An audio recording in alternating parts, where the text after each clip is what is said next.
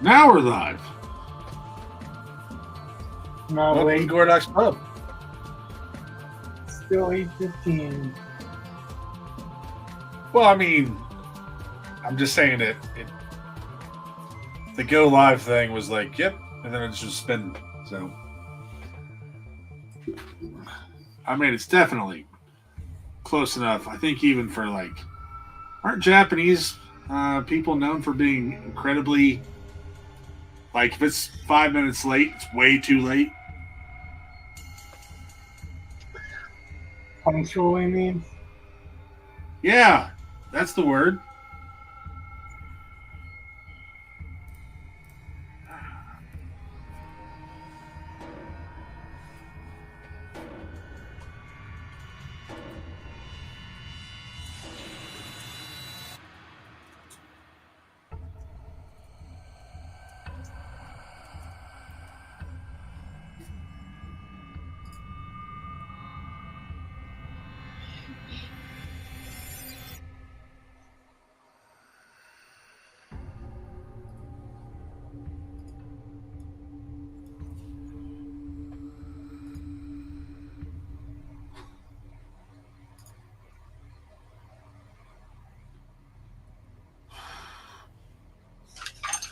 So what are we doing tonight, man? On a scale drawing with Mastiff. Oh, okay.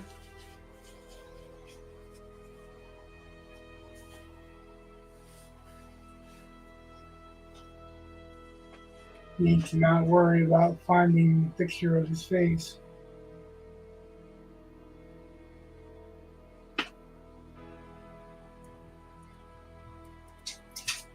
How did I just say it to you?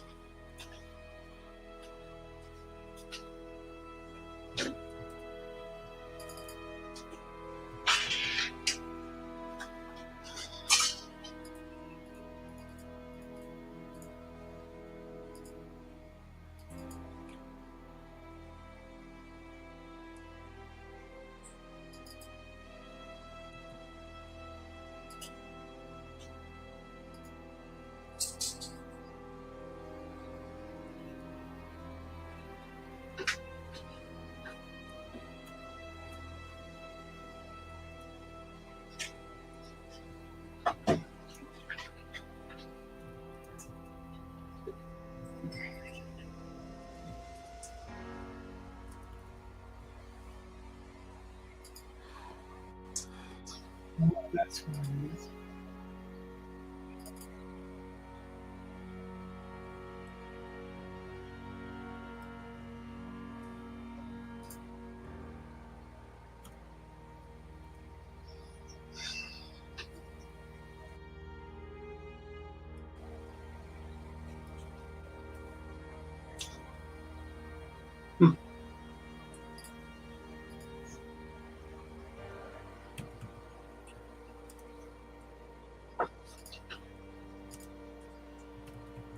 Well,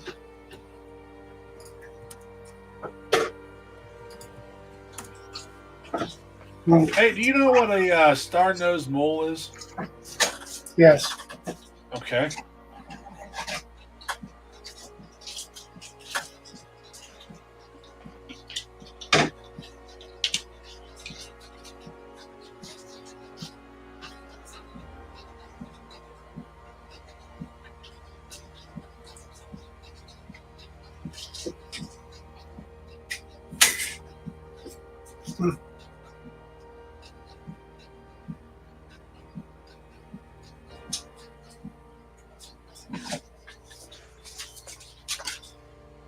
Well, that's weird.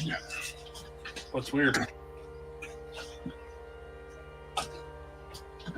The reference picture.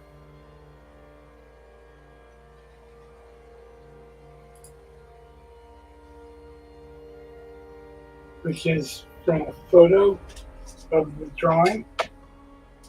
So it shouldn't be that dark.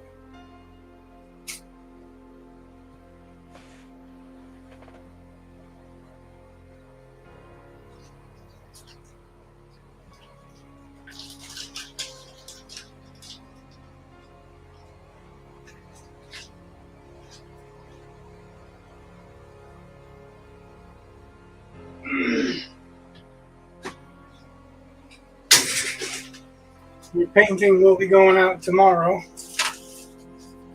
Tomorrow I will cash app you the whatever. And don't rush. I mean, I was going to cash app you tomorrow anyway because that's when I get paid. But like if you don't, like I'm in no rush. Like it's not like it is. Oh God, there's a deadline. So I want. It's already set. Just doesn't have a stamp on it. Oh, okay. I nailed that Santa Claus that I drew last time out. The only reason I didn't nail that out is because I didn't have it packed yet.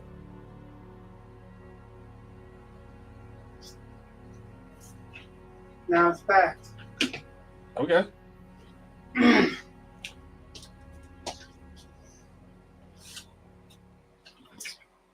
Right. All right. Since we have no viewers.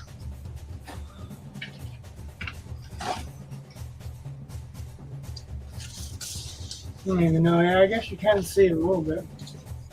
Yeah, as I said, I can still see it. I mean, it's grayish, but it's like gray on gray.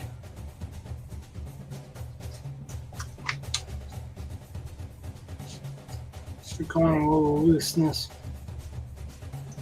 So,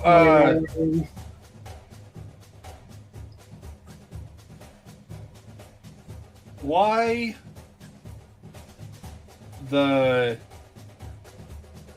is there a color to your paper right now? This or this? The other one, the first one. Because Yeah. I'm drawing on a colored piece of paper. Because I'm going to do a scale drawing. Okay. Why? I'm just gonna Bob Vila the whole night. I think. I don't know. Ask you the. Well, that's what a scale drawing is. A scale drawing is on a grayscale piece of paper, and you're toning the blacks and whites. See. Okay. Here's when you said scale drawing. I thought you were like. That was so not where my brain went. It's a value scale. Yeah, I get it now. It's all me. Trust me. It's just me being stupid. For anyone that's watching that didn't get it, now they do. I've said it a number of times. Usually, I say value scale when I'm doing something on gray paper, but yeah, I guess because you did not that everyone the gets last it, time so. with the thing you were drawing at the end. Santa Claus. Yeah, and so I knew that was what that was for on that one, but I don't know why, but I swear I was just thinking. I just wasn't thinking that. I was just thinking size scale, and not like you were going to draw like like a 5'7" drawing, but just that you were. I don't know, trying to get measurements in general. It's one of those days where you just. No, I just want to have a reference. Basically, I want a plain reference, which is why I'm doing it in gray. I mean, I suppose I could just take this and mark off the whites and stuff, but where's the fun in that?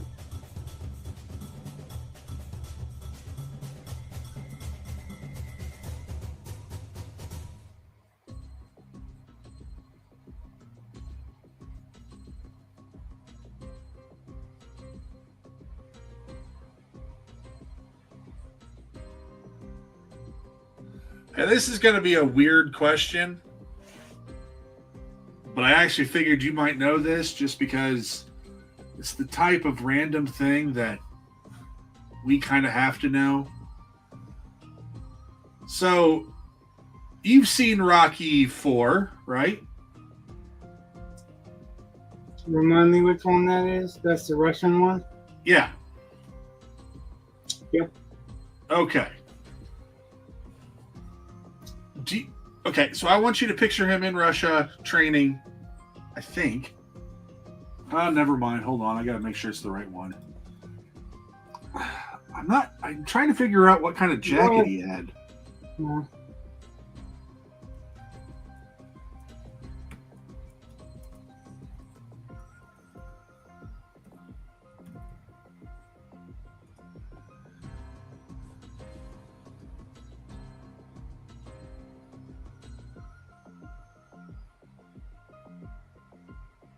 All right.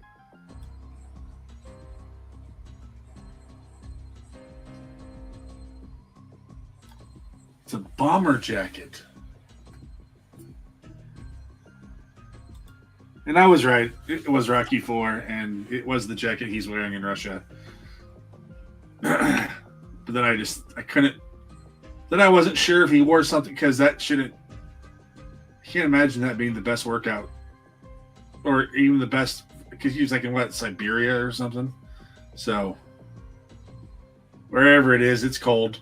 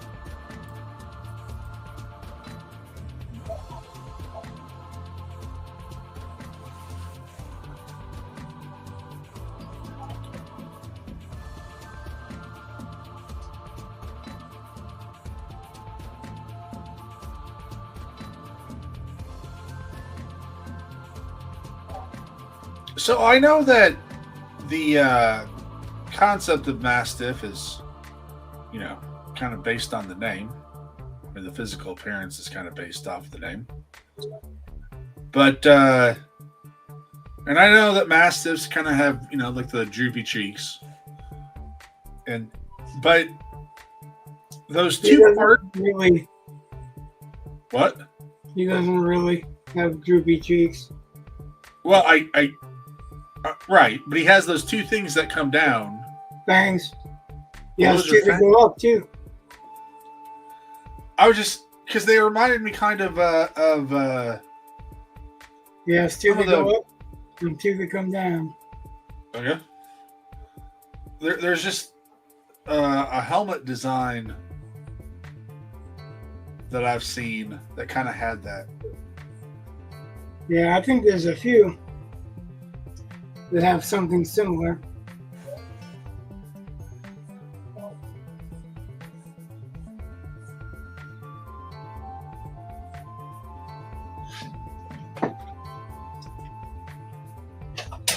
Of course.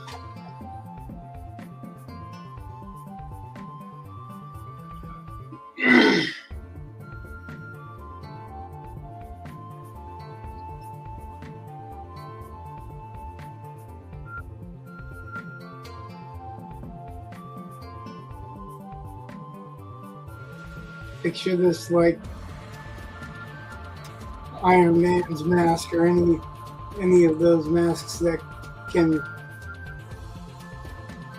self-open and close. Right. Because that looks badass.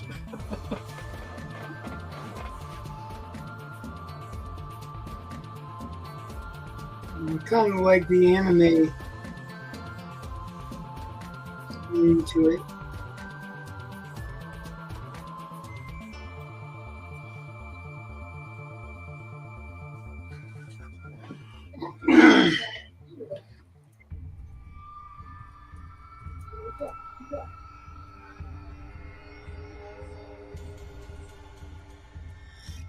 The fact that it doesn't really necessarily have a body.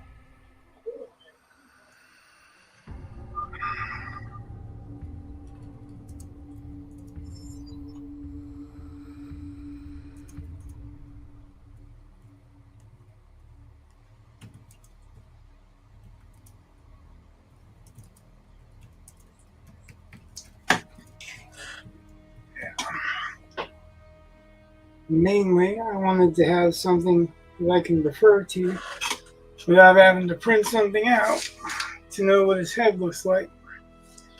That sounds like a good plan. Know what the ears look like. I had an idea of what I rendered the face like.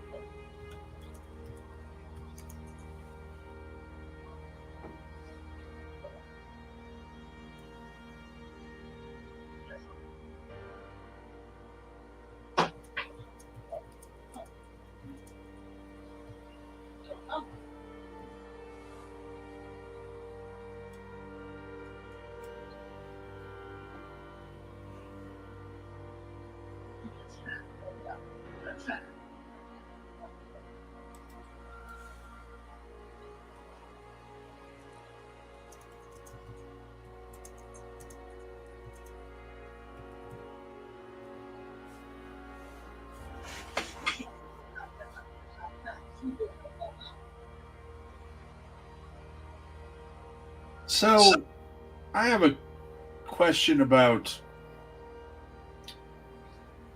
I guess, a ratio of how many large panels should I have or not have, you think? Like,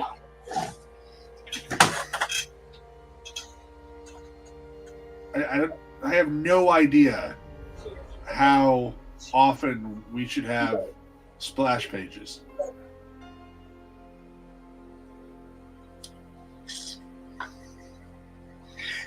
Splash pages, not very often. Full pages, just depends. Depends on what kind of book it turns out to be. Whether it's a more important visual scene, like, 'cause sometimes in a movie, you'll have a visual spot where there's uh, no real words, it's just awestruck or whatever.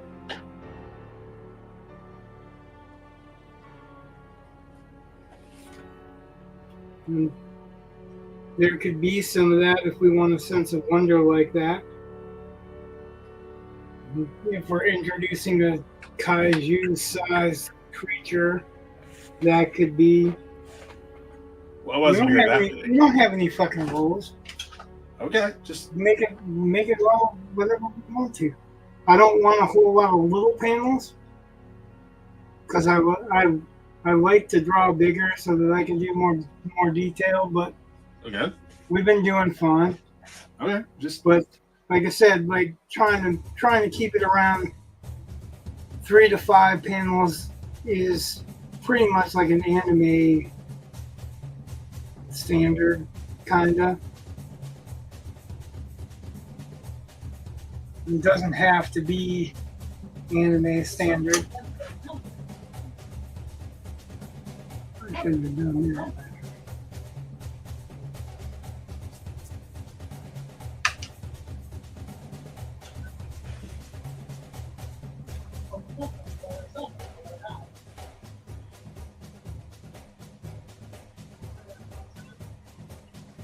I don't mind more visual aspect to the storytelling, but says the artist.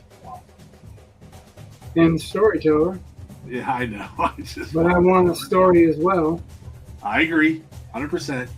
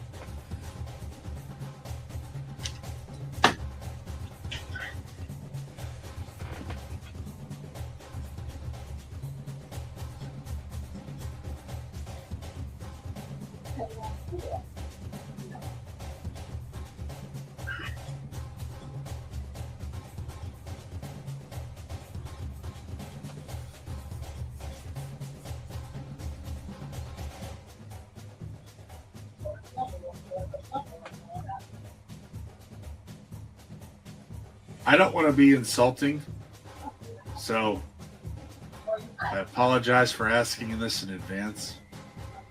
But you know what bok choy is, right? Like what it looks like when you buy it?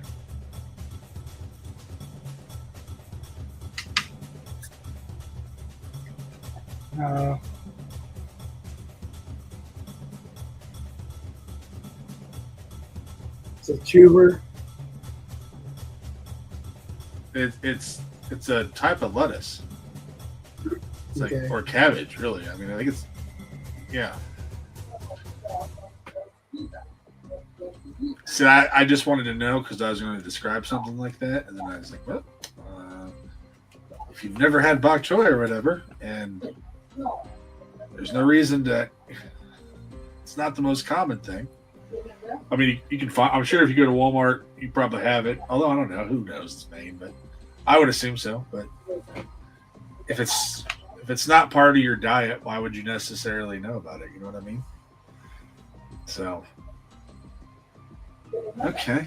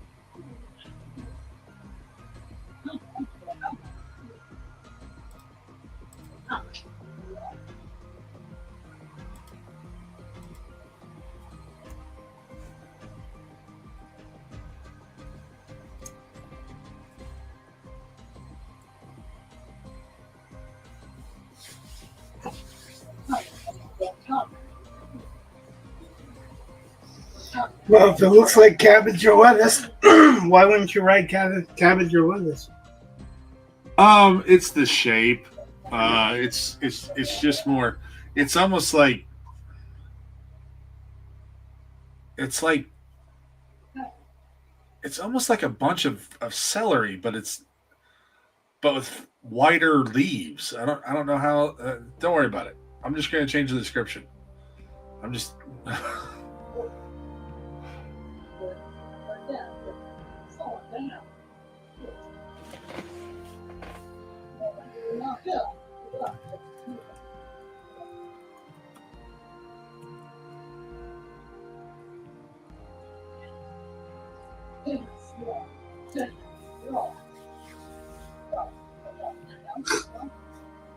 Yep, the dog is snoring. You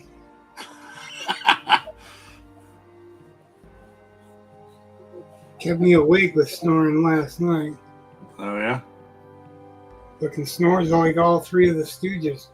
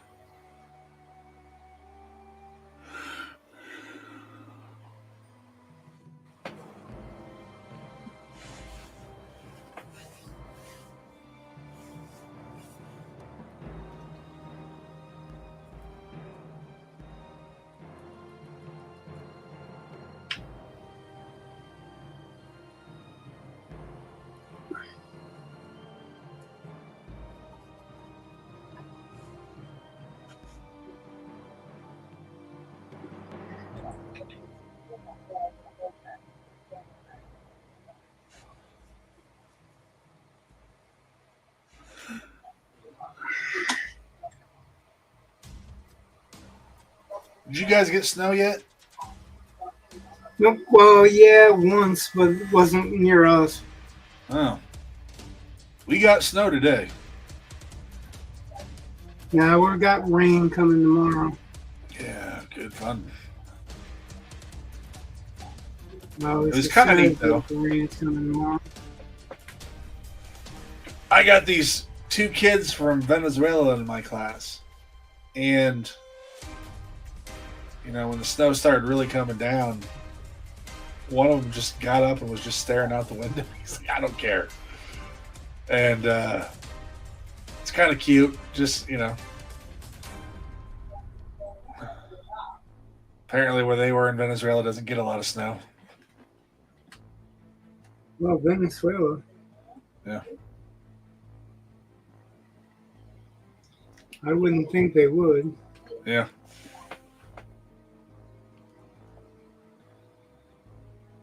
Huh. We gotta move this up.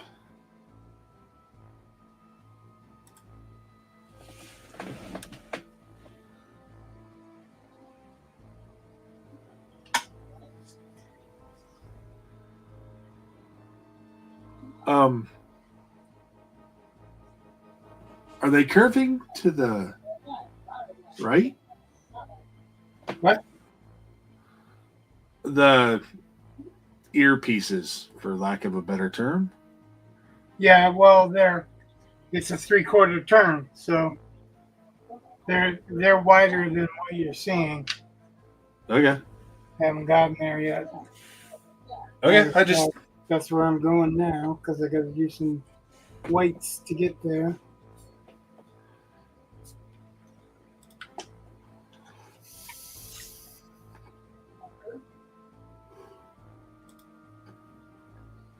I mean, you know, it's always part of the trust the process thing because I've watched you do all kinds of stuff.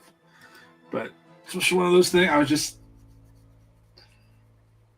It's also why I blew it up bigger because I was like, I don't quite see that the way I'm thinking I'm supposed to.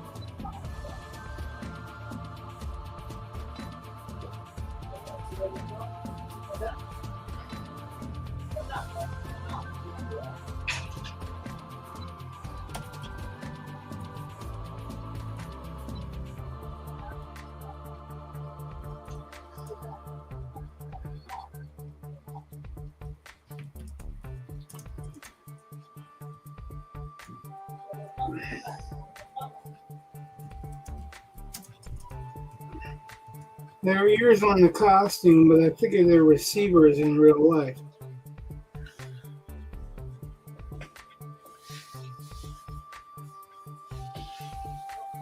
This is one thing that I couldn't figure out for the life of me with Daredevil is why he wanted to cover his ears. Maybe because it was all too loud. Yeah, but when he's running around the streets at night relying on sonar, Well, I get it. I completely agree with you. That's probably not the time to cover his ears. There are a lot of things about superhero costumes that you're just like, what?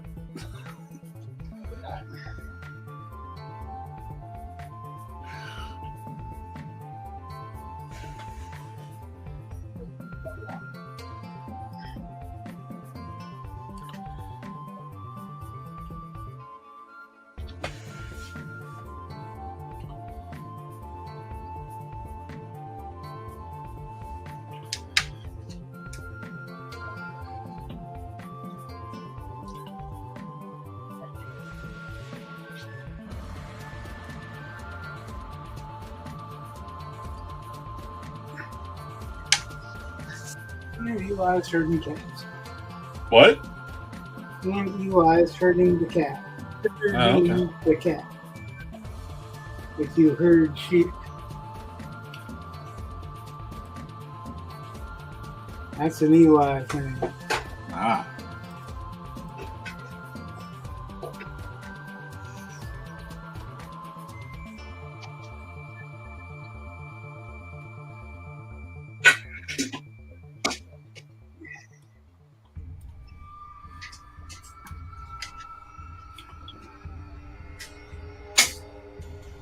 What do you want?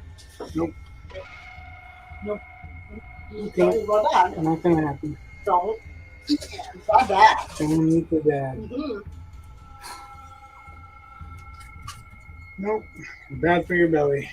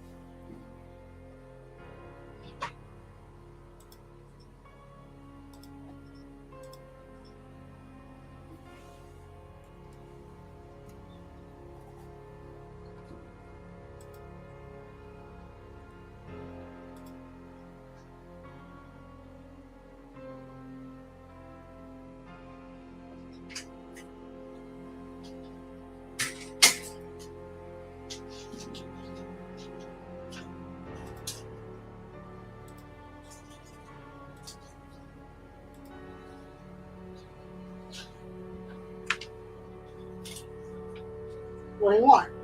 Ooh. Ah, sorry.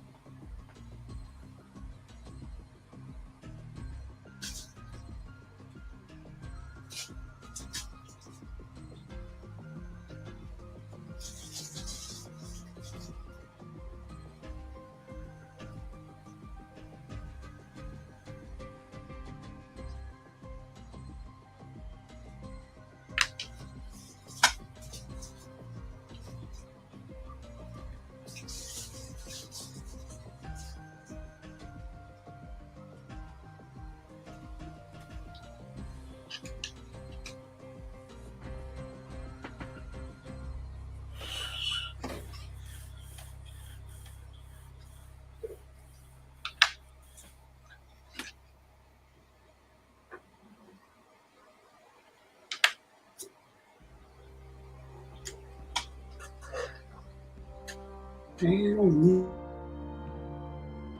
Okay.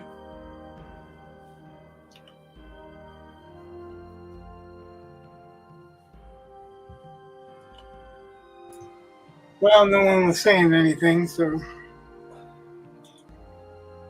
figured I needed to say something. I'm just watching you draw. So far, I've managed to handle all of the comments, and I think I'm pretty good at my job like that. If they talk too fast, then I can't get, I can't say hello. By the way, for everyone watching, welcome to the Gored Ox Pub. Thank you for watching.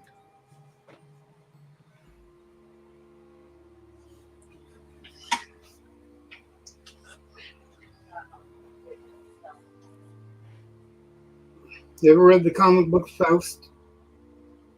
No.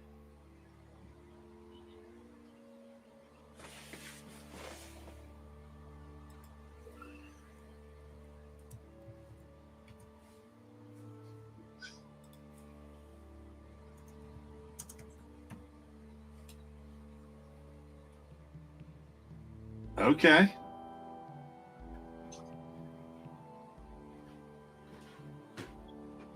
I'm gonna poop, then take a bath. Thank you. You've announced that to everyone on the internet. What? Oh, Oh, knowing how the microphone tends to pick up everything.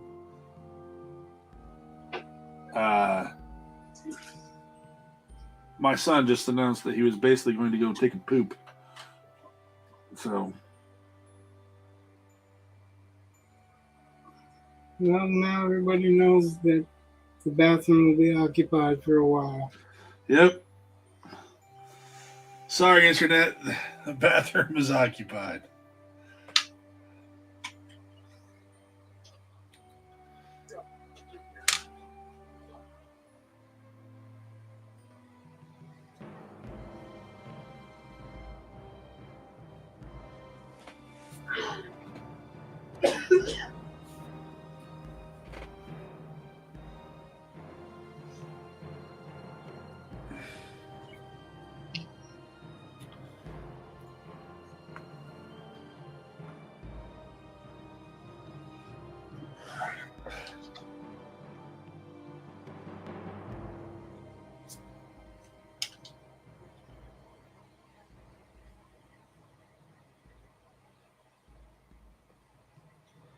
I'm assuming you wanted me to look at the comic book at least a little bit.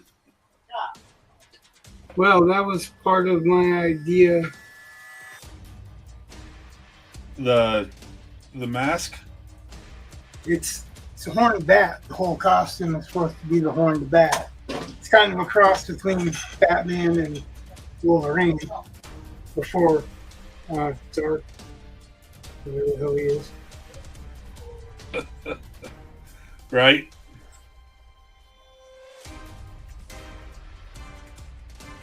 Except for that guy's insane. Oh. Literally, I mean, it's a costume from an opera house.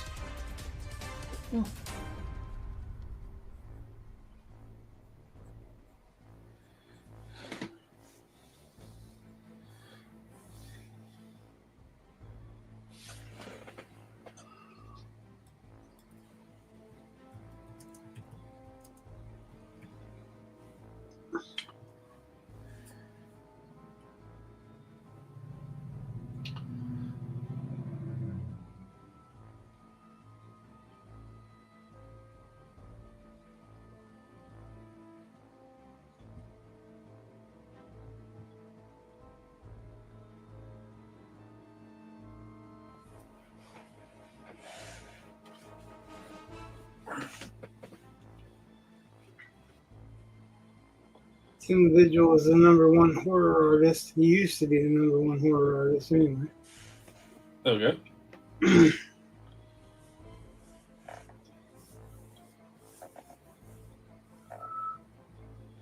After Bernie Wrightson.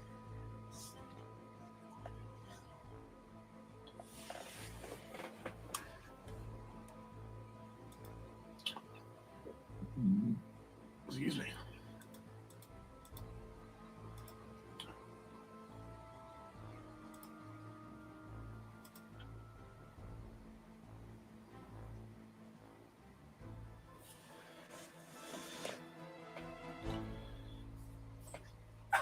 It is not the type of fantasy I would read these days, but there is some cool stuff to the character.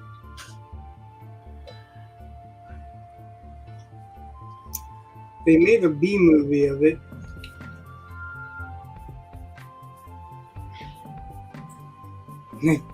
They put lights going up inside the mask to show it shine on his eyes, and I'm like, in reality, nobody would ever be able to see what they're doing.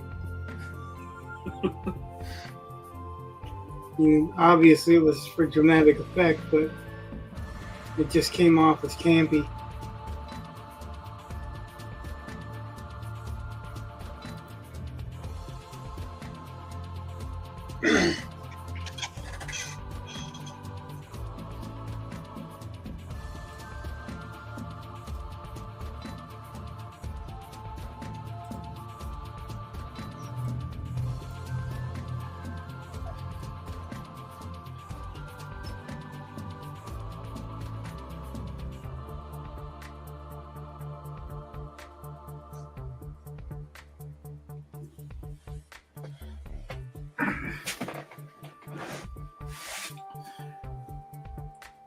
Which is unfortunate because it could have kind of made a good horror comic or horror superhero if anybody would have followed through like it's supposed to have been.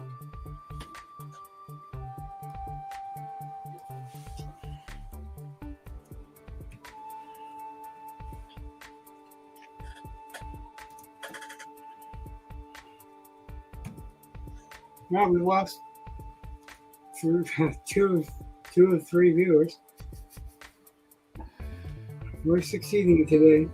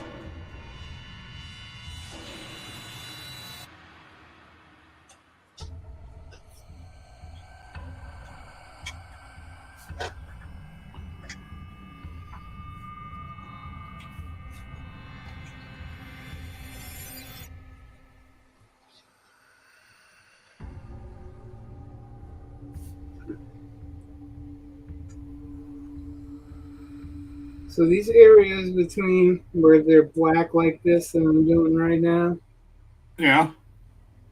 are suit where segment meets, so it's kind of a flexible suit.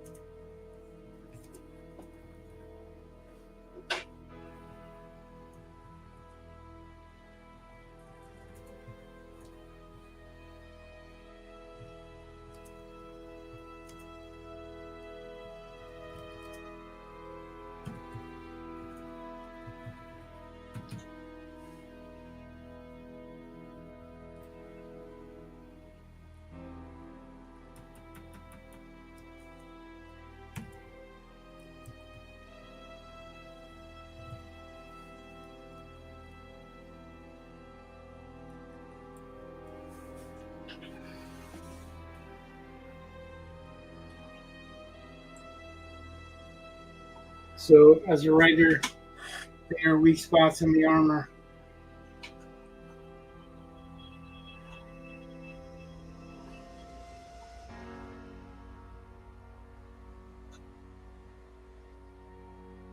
Of course, we know the suit's made out of the material it's made out of, but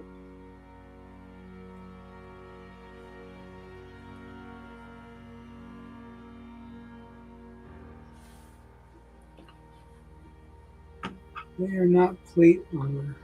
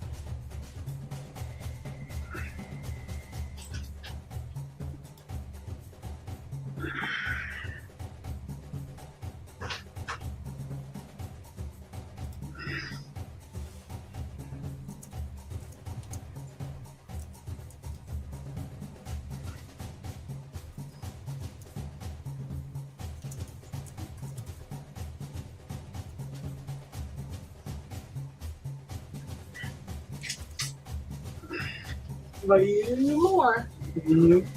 You can.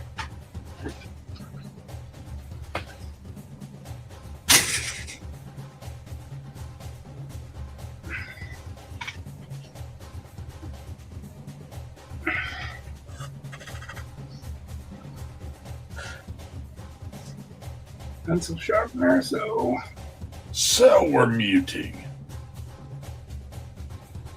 I always like to do my impression of a pencil sharpener whenever you mute, just to ruin the day. Oh, I missed my chance.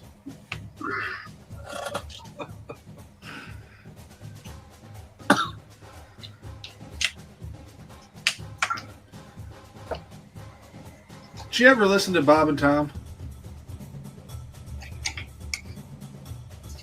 oh not. Huh. Well, they're I don't know who you're talking about. they're a radio show out of Indianapolis. Been going on my entire life. Although Bob is no longer part of the show, it's still the Bob and Tom show, even though Bob Cavoyan, I think that's his name. I think he had cancer, had to leave, or he was just old and wanted to retire. I don't know, but they used to have. They forced him out because he had cancer. I'm like, get the fuck out. No, I think he decided, all right, I'm tired of waking up in the morning. But they used to have this guy on there that would do this bit about the Mr. Obvious, and the guy it was always the same guy calling in, and he would always say, first time caller, long time listener, or long time listener, first time caller. That's what he would say. And he would have some problem, which was freaking obvious. And like one time he thinks there's a bear or something under his sink, because every once in a while it growls at him. Kind of a because it's the garbage disposal. I think the last one, though, I could be wrong about the chronology. There's one where same guy calls up and swears there's a bear in his basement, and Mr. Obvious is like, I think that's your sump pump. And the guy's, oh, it's a sump pump. And then it turns out it's actually a bear. So,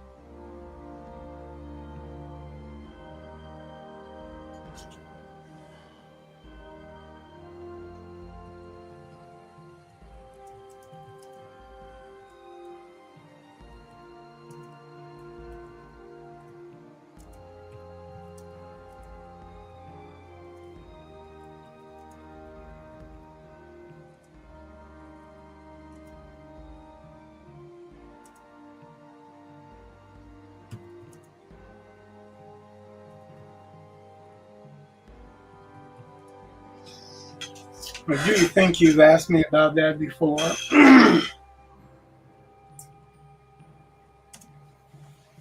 I could have. You didn't necessarily give that example, but the first time caller, long time listener. Yep.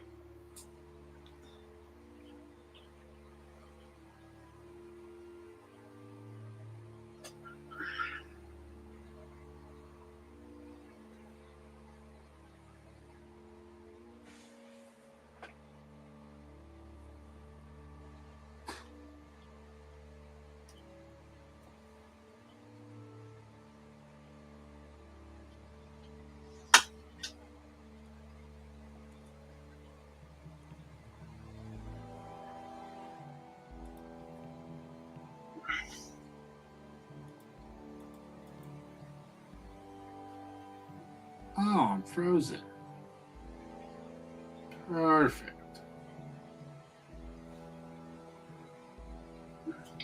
Huh.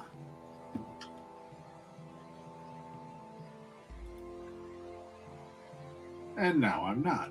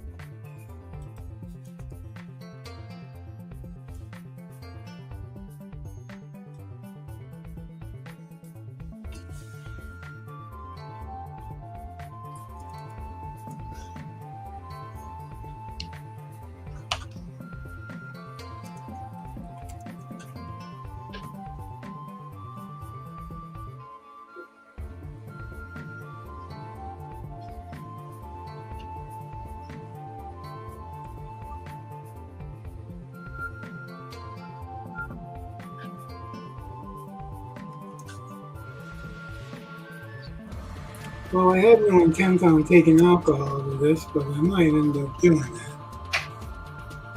that. So is that because you like the technique or because some other reason? Well, because it really smooths the grainy out. Yeah. Doesn't do that much on the white, really, but I guess it does if I'm coloring it white, but it smooths that graininess out. While I was thinking about doing it.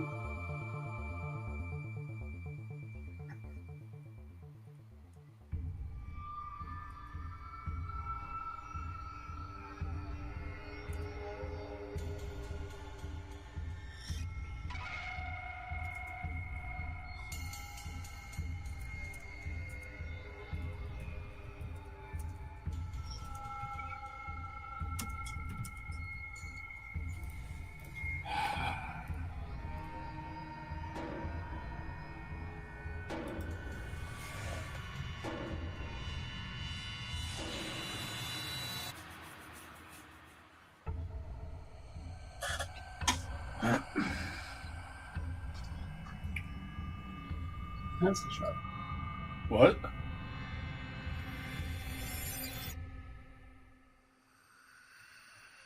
Oh, okay. Pencil sharpener, I said. Ah.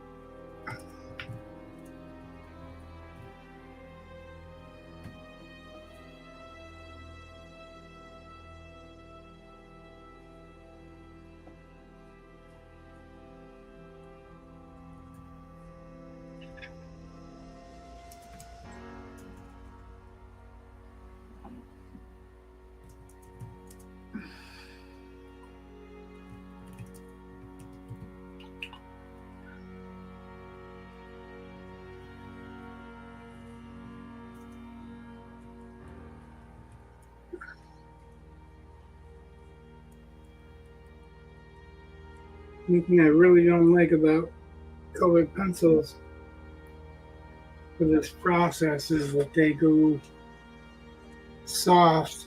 They're soft lead, so they squish easily. Soft, not because of the lead's dark though. soft because it's waxy.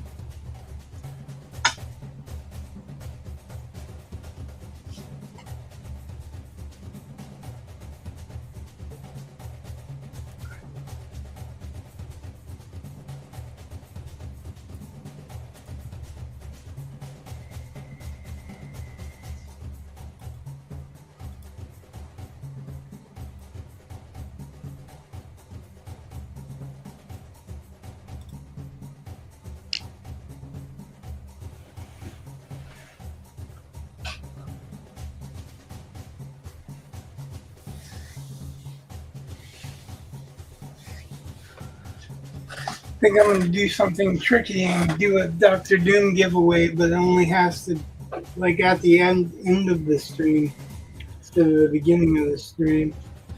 Like, you have to watch the whole stream.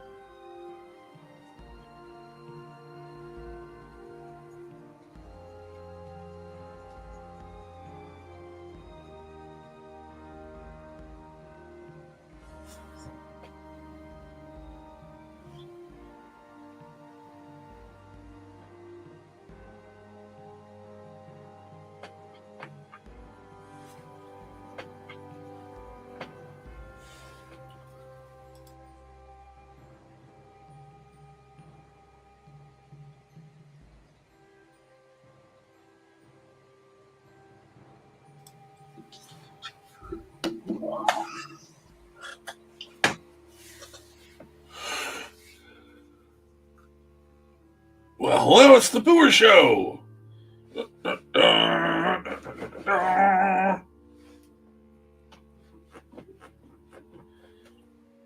Oh, my time as the show is over.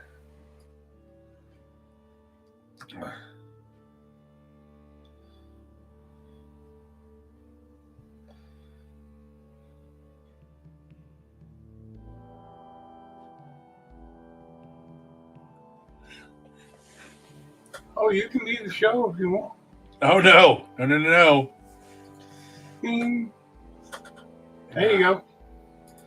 No, your camera died. No, I clicked. So I thought I was clicking mute, and the Oh. cursor was over something else, like the close out button, and I didn't know why because I didn't put it on there. But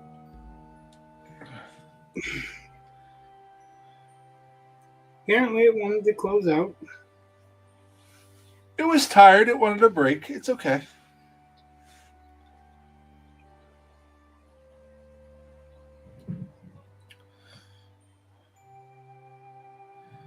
I was just watching, and then all of a sudden, I was like, "Oh, hey, that's a much bigger me and a much not you."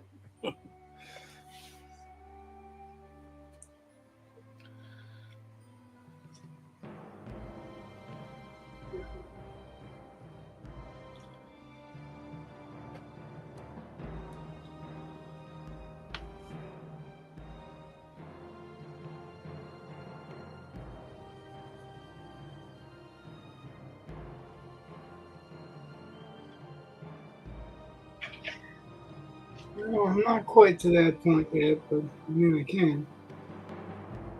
No, I was just saying your camera. Yeah, I know. Okay.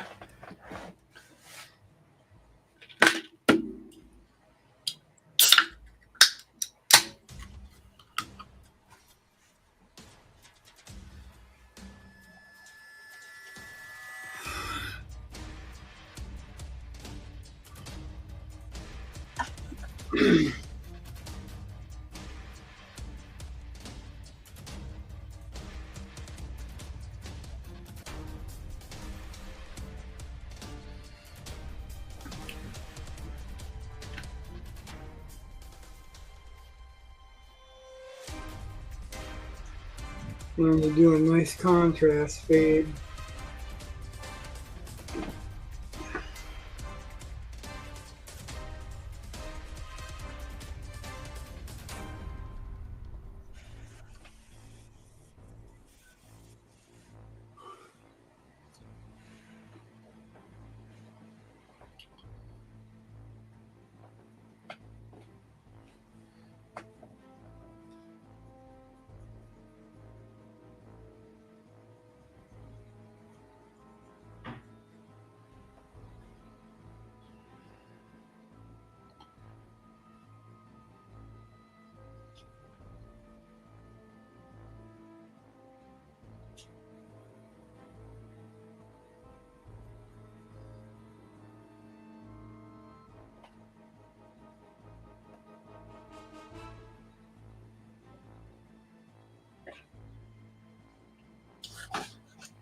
Keep saying it. The eyes are drawn to the point of the highest contrast, so I should get some good contrast where the areas of much lighter meet much darker.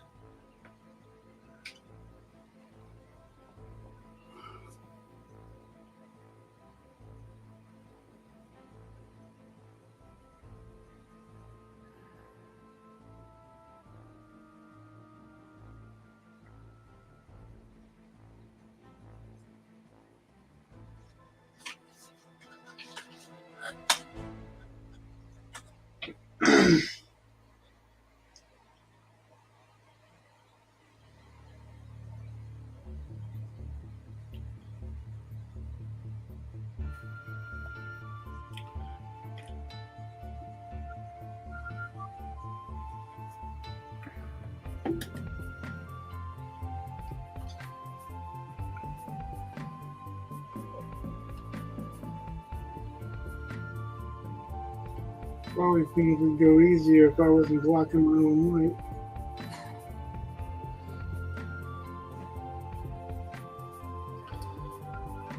should get one of those baseball caps with the lights in the bill. No, I really want to be able to see. Oh yeah. There we go. No, if I have if you're talking about the lights that are going forward from the bill, Yeah. yeah, it would cast a glare over everything I'm doing. Oh, okay.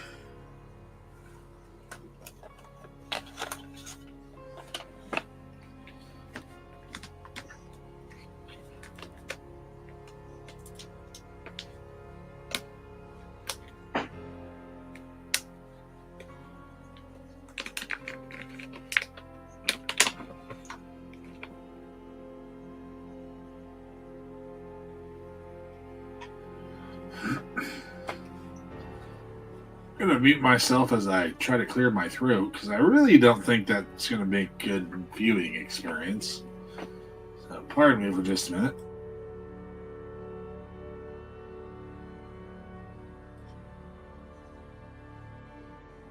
Ugh.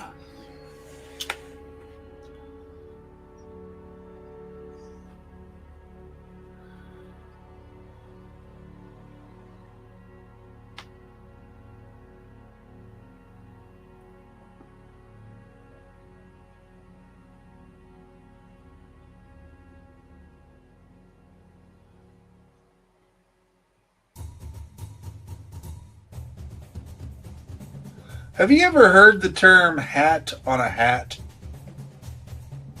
Or the phrase, I guess.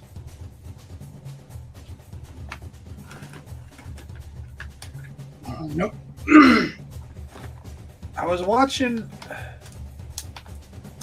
I don't remember if it was Jimmy Fallon or Bill Hader talking about it. Why would you do that? Well, I don't know. But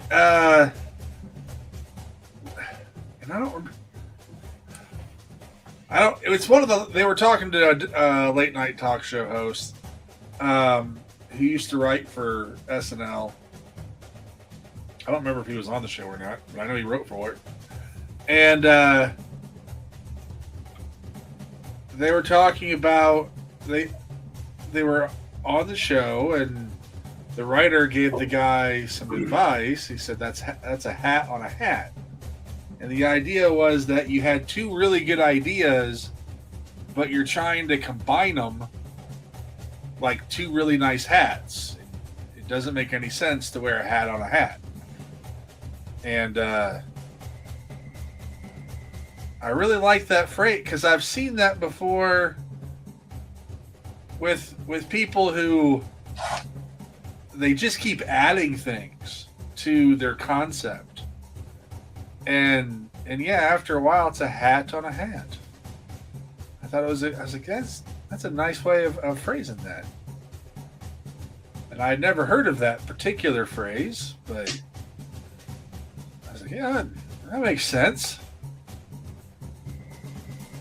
At least it made sense to me. I don't know, but.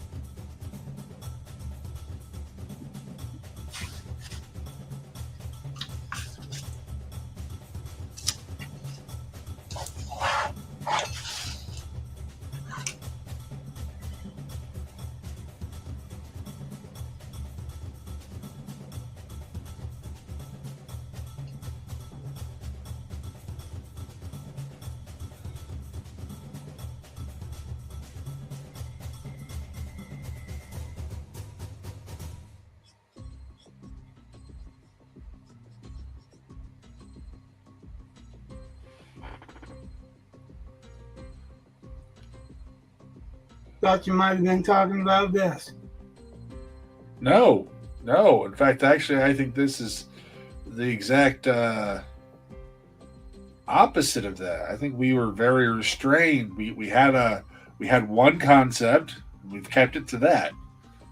Instead of trying to be, oh yeah, it's Mastiff, and he's also, I don't know what we would do, but you know, you just keep tacking on, like, he's a samurai ninja special forces elite, you know, basically Mary Sue, but with a penis. That's a Marty Stew. See, I would have called it a Gary Sue, but I didn't name it. As far as I know, that's the existing. I think that's a missed opportunity. Well, Mary, Marty, Sue, Stu. Nah, I don't care.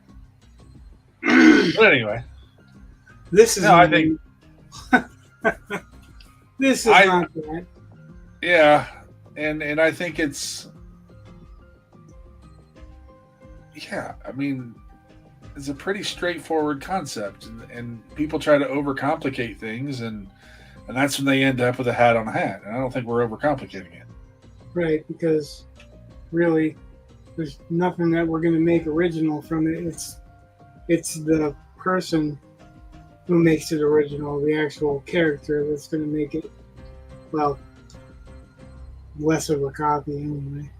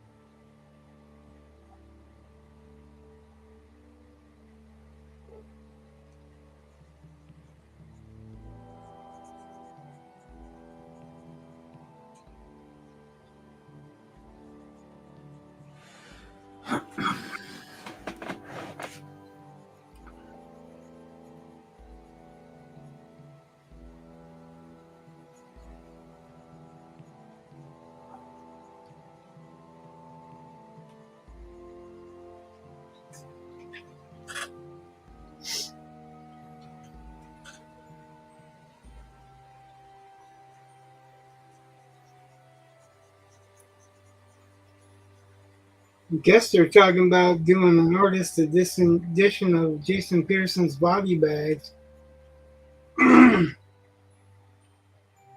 That'll be pretty cool if they do. Okay.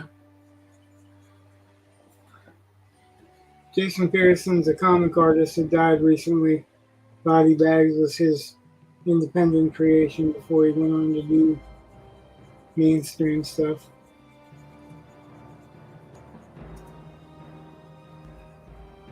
Pretty cool art.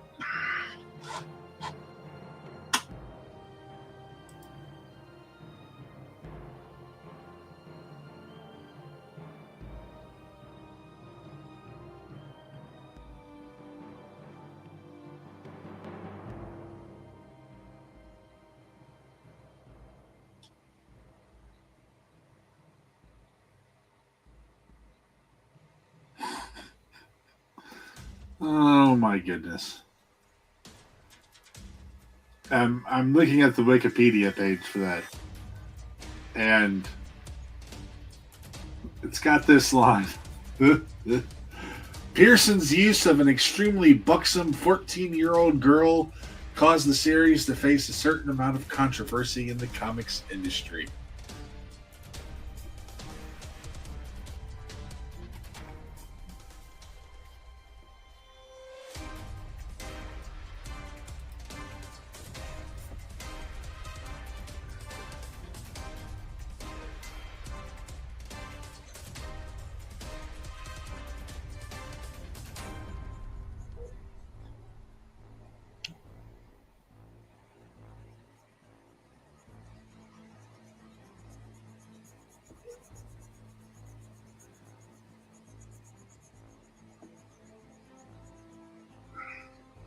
if you look at the art for it, it's not buxom.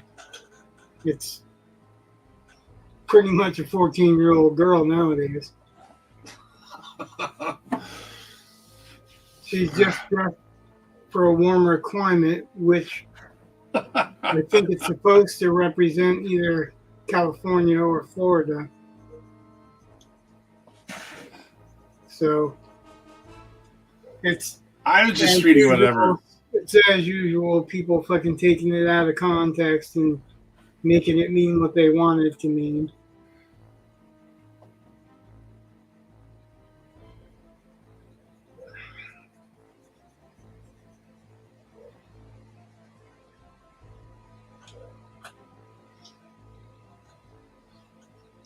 But you're not going to change that. That's going to happen forever. Well, yeah, because if he had made her look,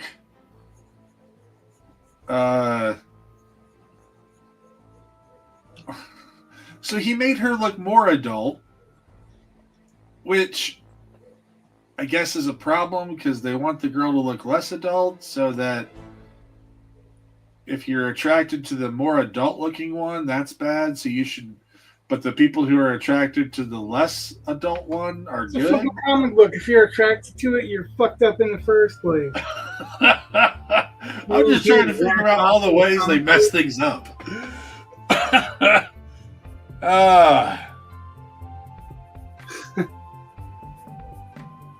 It's the stupidest fucking thing I ever heard. It's a fucking drawing. It's not pornographic drawing. If you ever seen a 14-year-old in Florida walking around the regular streets of Florida, they dress worse than that. They act worse than what you're talking about. All right, go I on. was Sharpening pencil.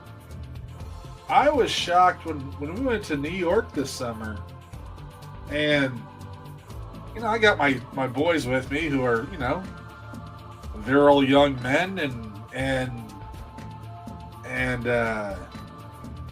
I'm seeing some of these girls run around with barely anything on, and I'm just like, Right? ugh. That wasn't a squeal of joy. That was a cover the fuck up. That would not be my child. I would not be like that. Not Yeah. give her permission to do that shit. But it's very different where there's warmer climates, I know, but this was New York.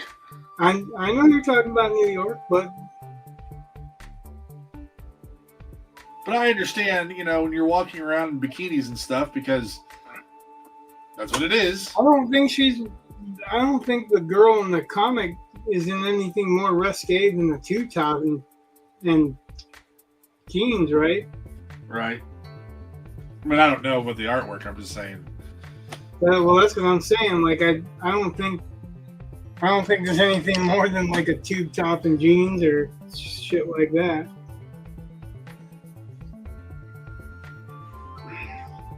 They have no problem with the fucking hero being the chola that's fucking cutting people up, right? It's just a depiction of a 14-year-old girl looking like a 14-year-old girl. Not like a chaste 14-year-old girl.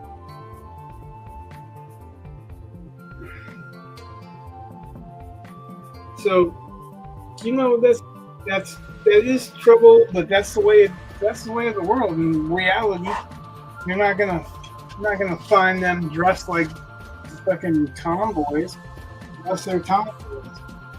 And even then, they may not be dressed like tomboys once they get away from mom and dad and anyone that knows them.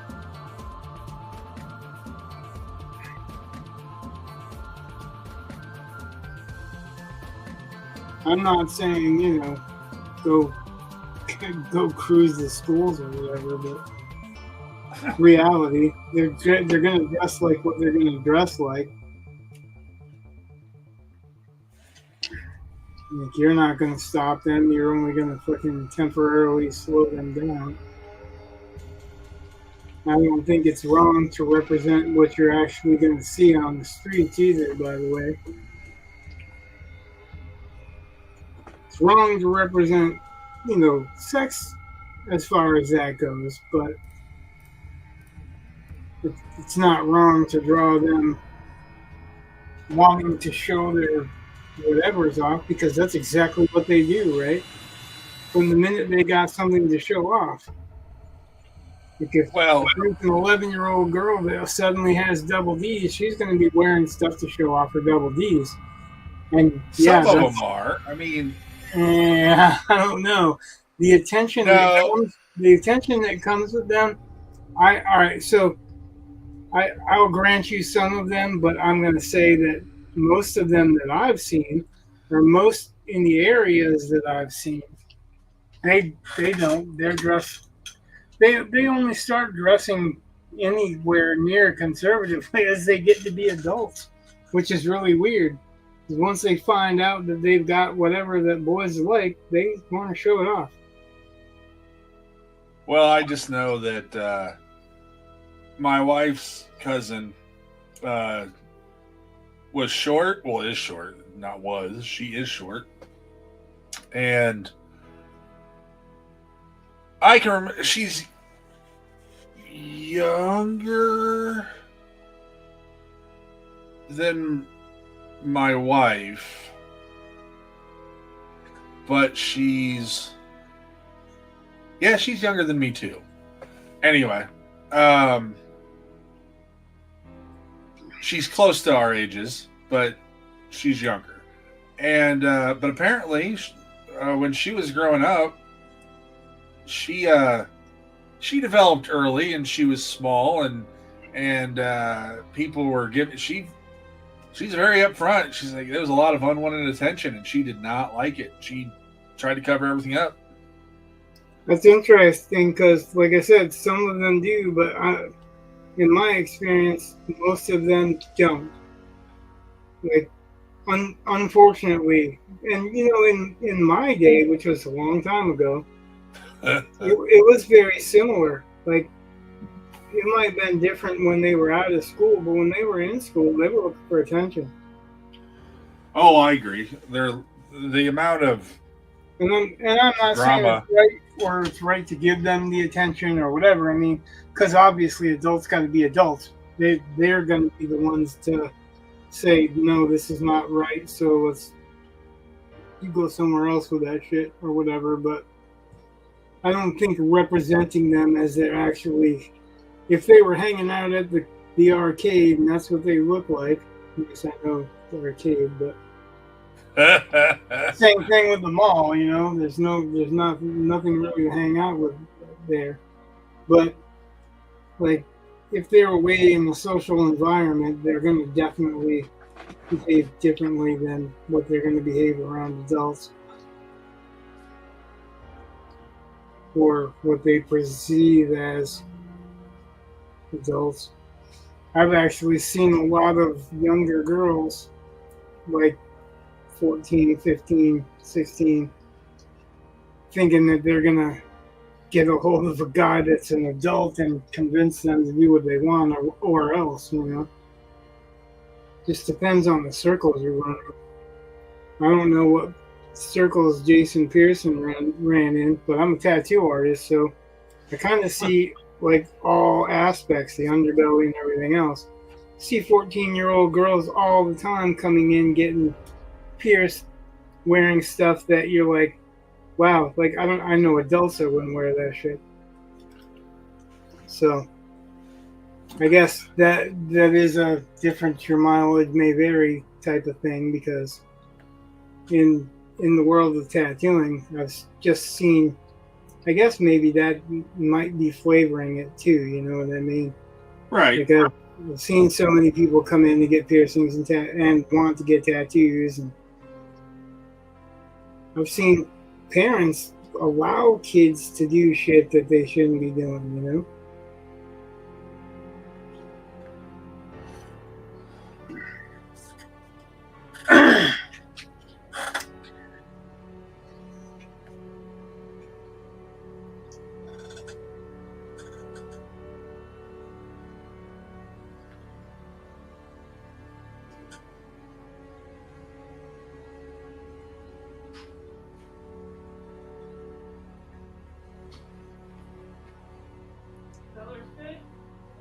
Yeah, I'm not clarifying that I'm not saying that's a good idea,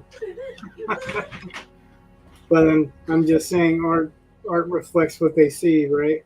So art reflects what we see. I see.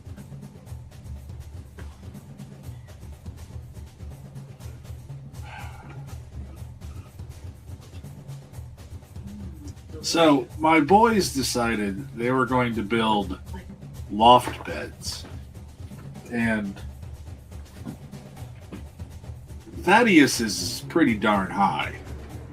Like, I really can't see on top of his bed, and I'm 6'2". And the dog had been sleeping in their room, but that was back when they had normal beds. So now she's apparently weaseled into my room. And I'm when she lays the way she's supposed to and sleeps through the night, it's fine. It's when she decides, oh hey, I'm bored, I want to go bark. No, dog.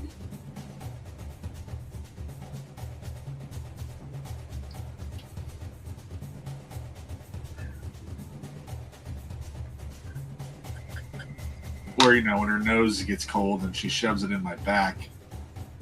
Oh, That yeah. was that'll wake you up.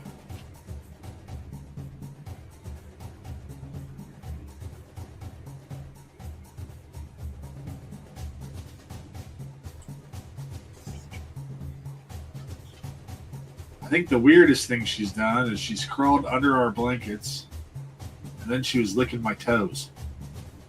Yeah, that's pretty weird. Yeah. I've, It's a little I've got weird what when you wake call up the- and something's licking your toes. I've got what you call the opposite of a foot fetish, so Yeah, me too. that would I do not. pretty well gross me out. Yeah, me too.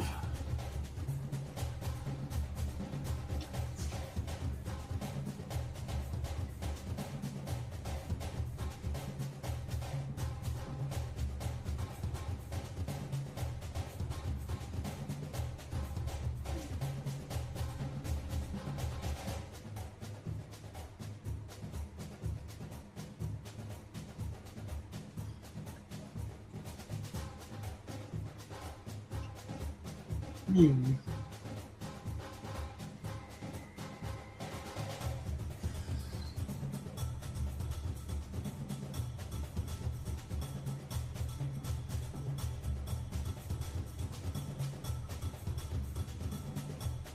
Oh, before I forget to mention, I sent you several more pages.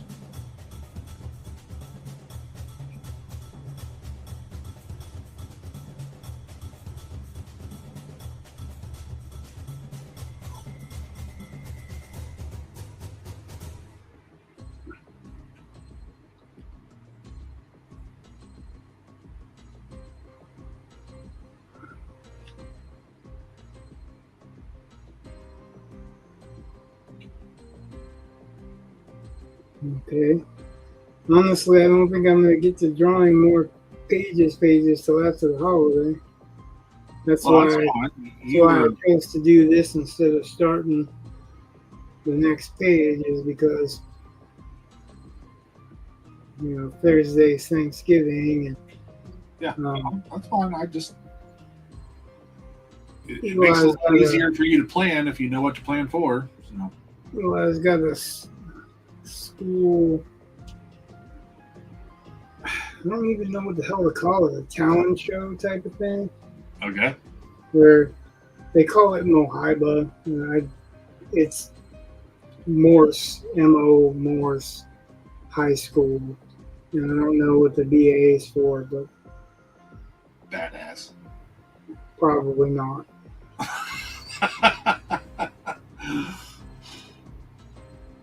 But yeah, some of them are acting, some of them are singing. Eli and a bunch of his unified basketball, unified volleyball folks are going to do a dance routine.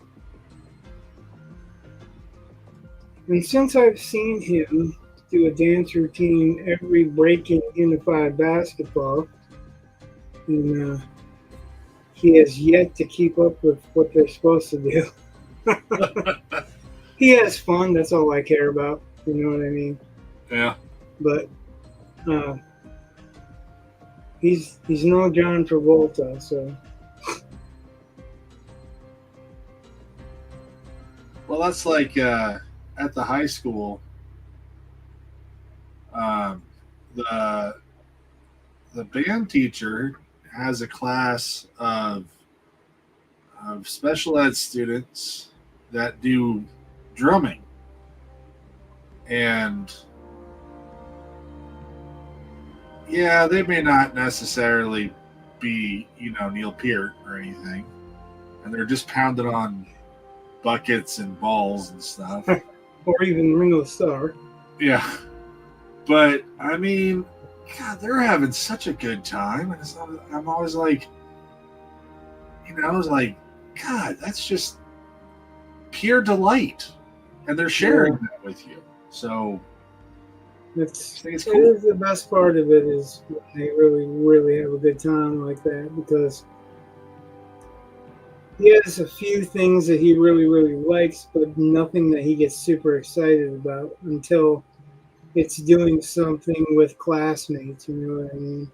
Yeah, It's the being involved with other people in his school nearer his age. They're not really his age because he aged out of that a little bit ago because he can have 4 years as a senior, but he gets so excited about doing stuff with other kids that's not with mom and dad or with his brother and sister. He gets to be his own man for a little while. I like that, and I like that he has fun. So, because it's the most important thing, he just doesn't have the ability to have the same kind of fun as most people do.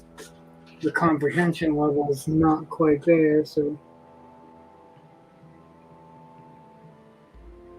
like very seldom. Like if I can get him to laugh at a joke, but it's rare.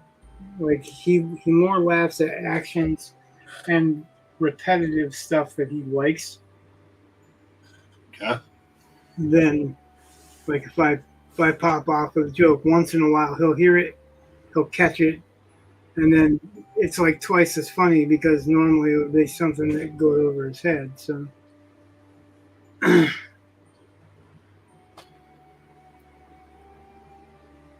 kind of excited to see what he's gonna do, but when he does stuff like this, he really tells us the whole time leading up to it that he doesn't want us to go. Oh He yeah. doesn't want mom and dad to be there. Of course, like I go to I always gone to the kids' concerts and stuff like that, and like when my kids would come out, I'll be like throwing the horns and yelling. You can see them turn beet red. Nice. Yeah, but I'm your dad, and I'm proud of you. You know. So,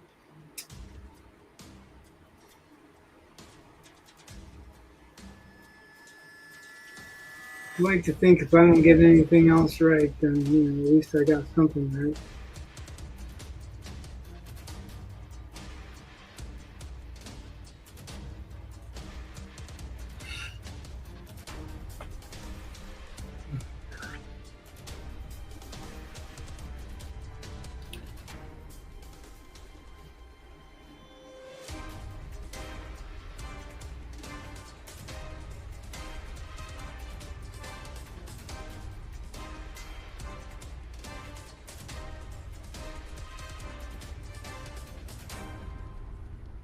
I think I can get something right.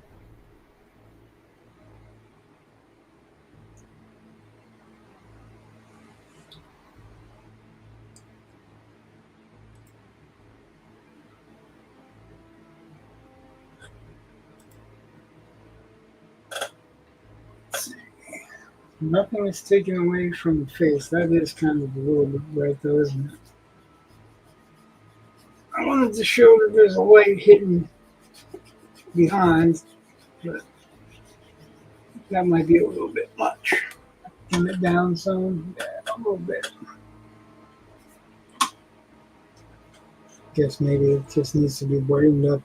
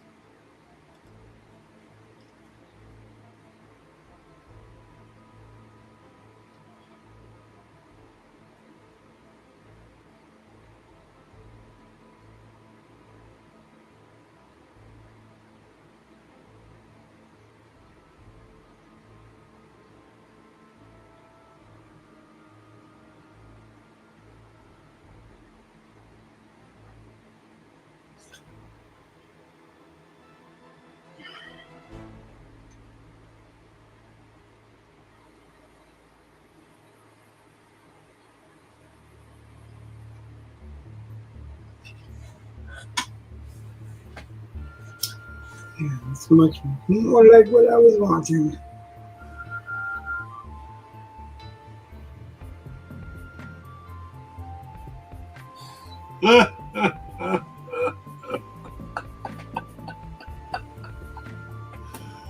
Hi, Creative Faye. Nice to see you again.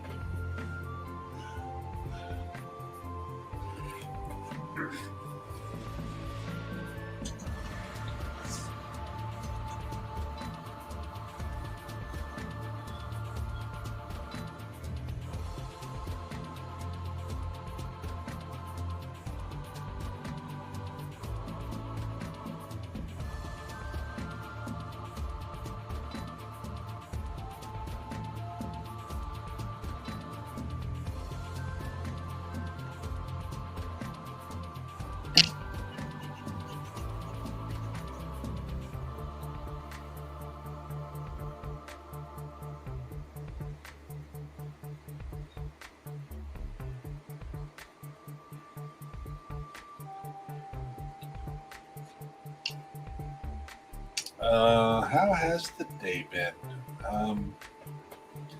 Well, it snowed here, so that was kind of fun.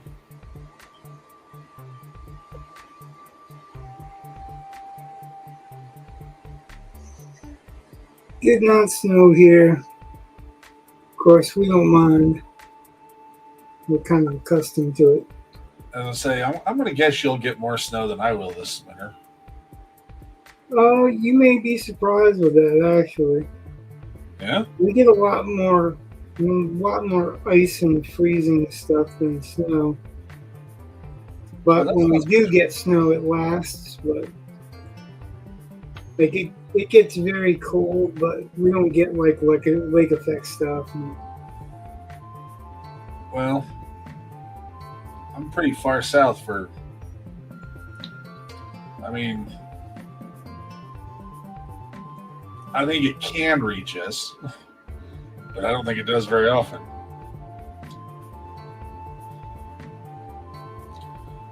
Now, growing up, we had to worry about lake effect snow. Yeah, where we were as well, but I was in Michigan when that was happening. Haven't worried about lake effect snow and haven't looked back since.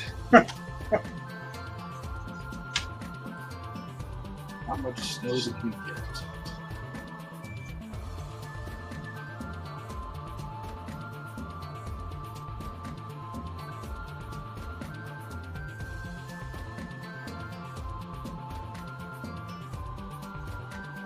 .5 inches. Ooh. Almost enough to roll an entire yard up into a part of a snowman. Yeah. Creative Face said, I am in the Pacific Northwest, PNW. It's like That's like Washington or...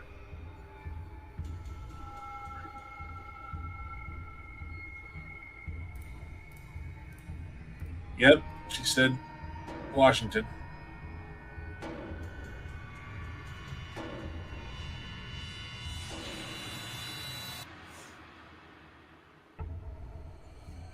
See, I would have guessed somewhere in Canada because you like to rush.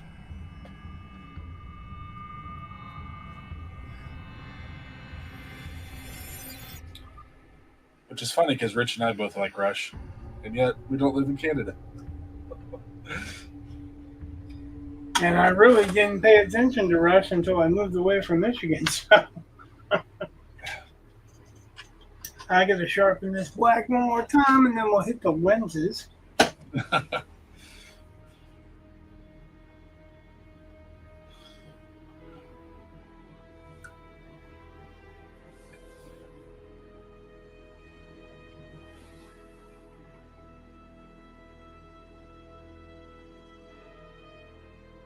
Yeah, Rich is getting down to the nub.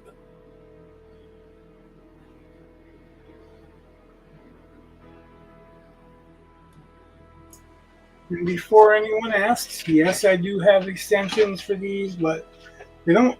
One of them doesn't grip tight at all, and the other one grips so tight you can barely squeeze it in.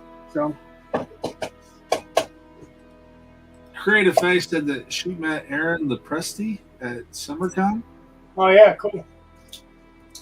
Well, we were both watching Greybeard yesterday, so.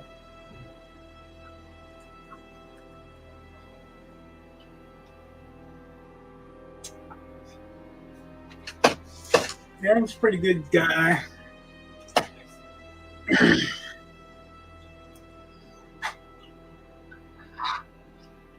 He is a Comicscape comic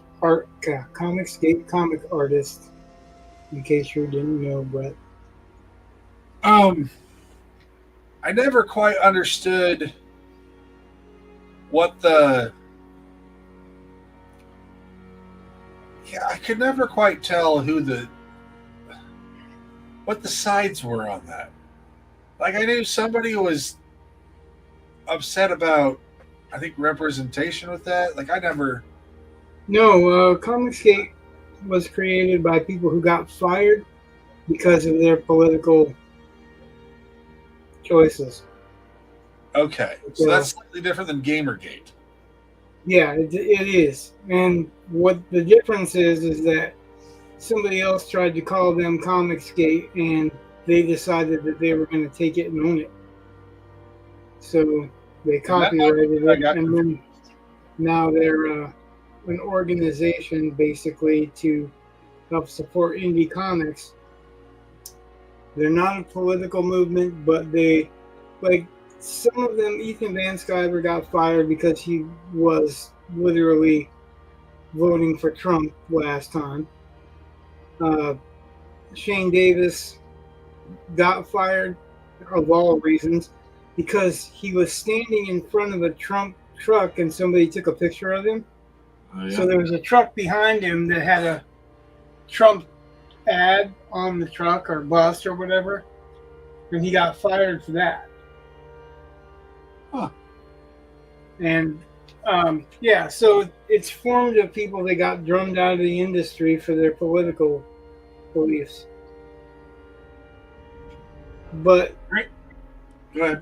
they're not trying to be a political movement, but they don't want leftists in there ruining it like they're ruining all the characters in Marvel and everything else.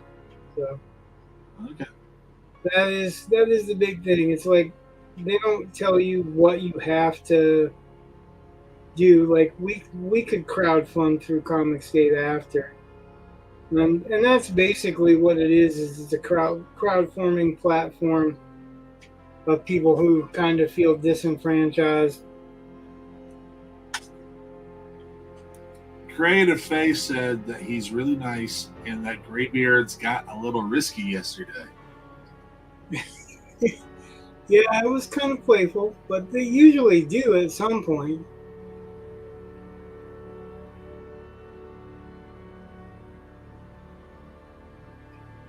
It's kind of what makes it fun, right? Because they're really older comic book artists that are reminiscing about early days, and they make off-color jokes and whatnot. But that's the fun of it, is that nobody gets butthurt. There's a black artist on there. There's, like pretty much everything that you need to cover is covered, Huh.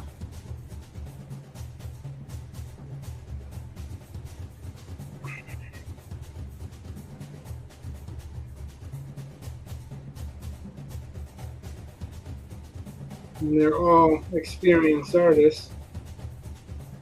She said it was really funny. Yeah.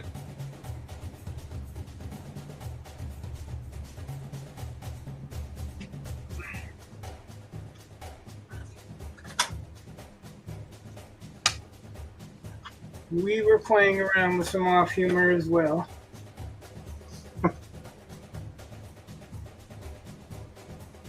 And it's kind of a smaller show, even though there's a bigger following. It's usually like 30, 40 people in the chat, and they're all people who have some comic history knowledge, And these are guys that have been doing it for years, or trying to get in for years, or been collecting for years. But they've got plenty of experience between them.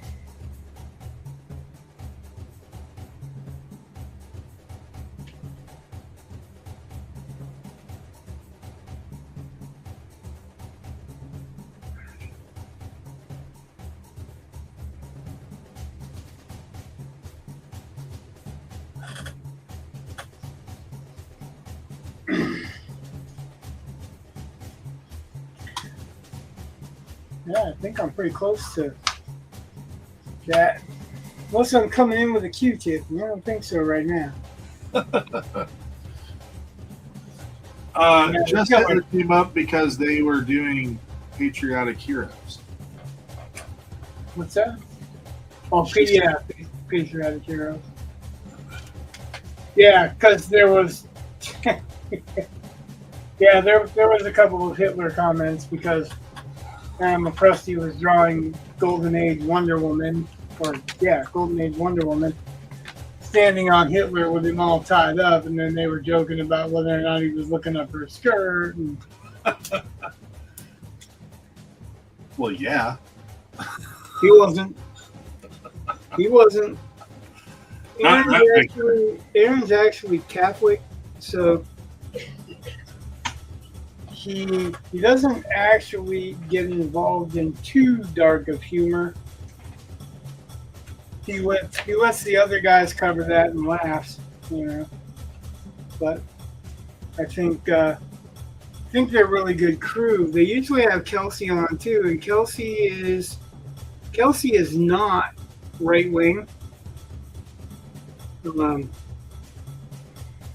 I don't know if he's really kind of middle of the road politically or what, but he definitely has some left-leaning stuff going on. But it doesn't matter because, it's entertaining, they're fun, and he doesn't come on preaching and bitching and being politically correct or whatever. But he definitely is not like lockstep MAGA or any of that shit, so... He kind of is a missing ingredient in the show, too. Dan's Catholic? Who's Catholic? She said she is Catholic.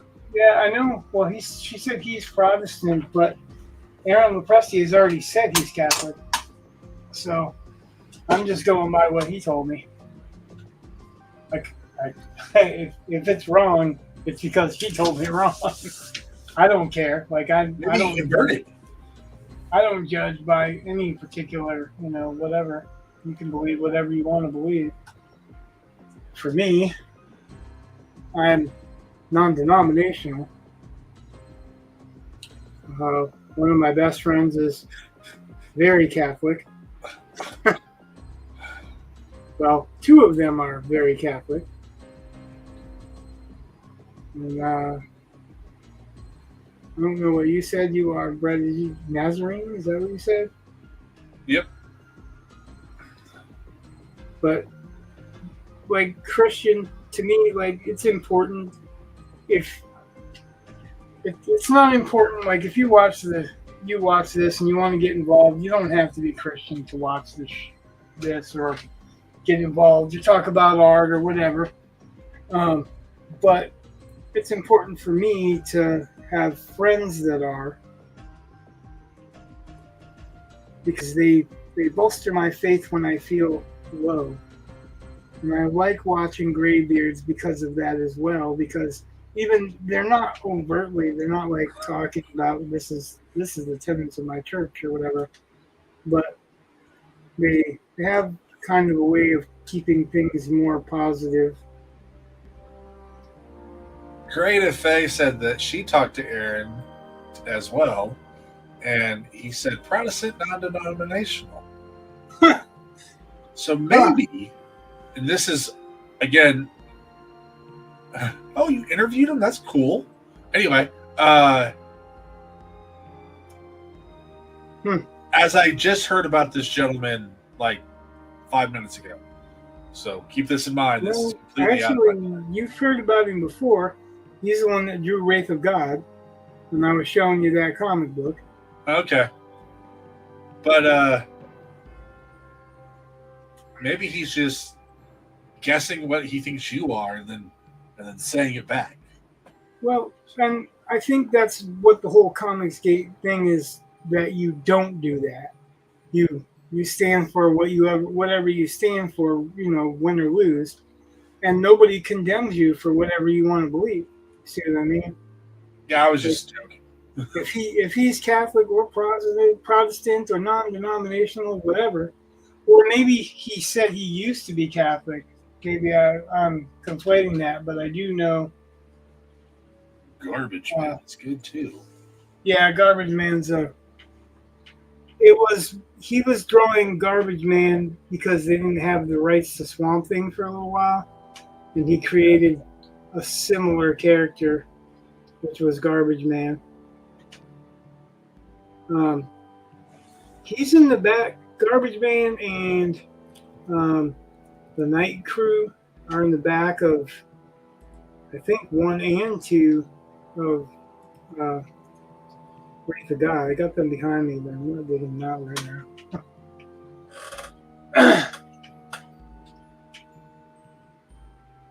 Power Cubed. I don't know if I've seen that. I got he's got a, what's the rocket space girl? Kitty something. I have to end up opening this up. Oh, let's see.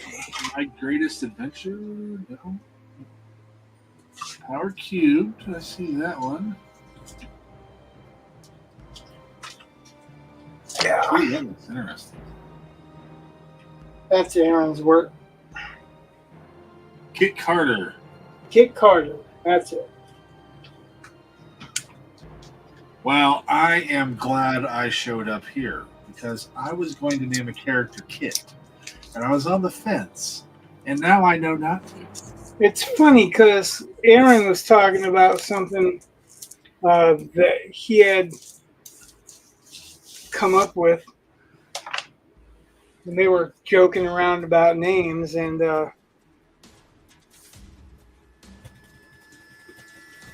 it actually is an existing character. Somebody made a joke about it being an existing character, and the character does exist. It was a private, well, not private, independent comic. Yeah, Aaron's art's pretty damn good. I like it. Oh, wow. I have his Creative Faye asked Old Glory. yeah, Old Glory. Dale Keown doing his werewolf, and I've got that as a shirt.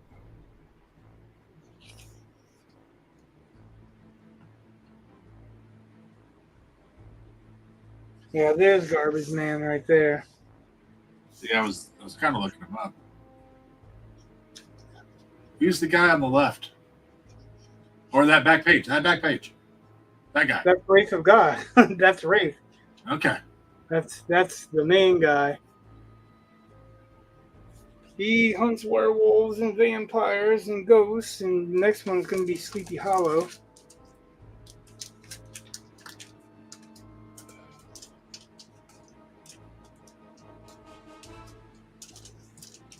Mr. Midnight. Yeah.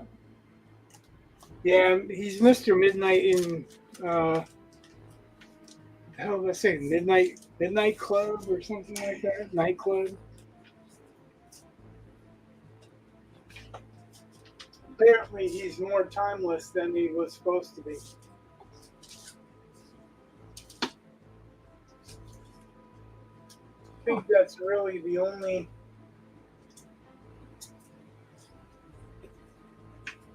downfall to that comic book to me is that he gave away the backstory of the character in like the first issue, and I think he shouldn't have, because he could have played that out and kind of made him Wolverine, where you don't really know where he came from, or you only like. I don't want to give anything away to anyone who hasn't read it, but I think that would have been a better reveal later on, after maybe 2 or 3 issues. And then go, Has something to do with the cosmic entity Aeon Chance?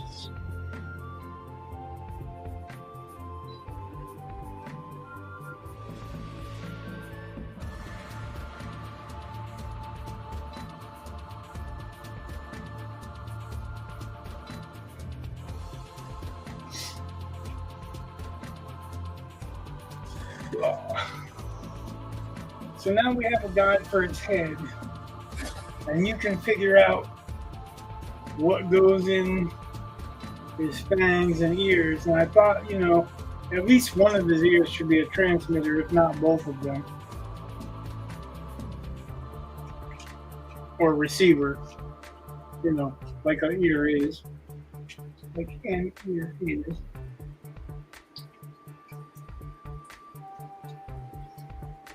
But because of what we're talking about, how he is underneath the suit, these 2 plates break off and go up, and then these 2 plates open up, and of course that one lowers, so the cheek pads come off. So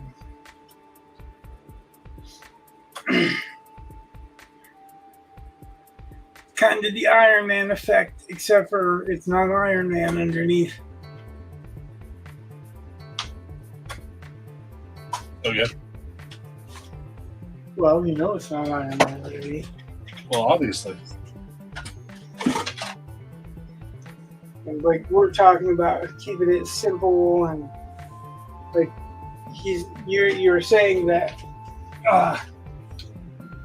the costume was designed to fit Mastiff, but I kind of tweaked it to fit what he does. Like I wanted, because you got your rebreather into his nose, and then you got, he doesn't have to actually open his mouth because it's a mask. So, but we're going places that you normally wouldn't be able to breathe well.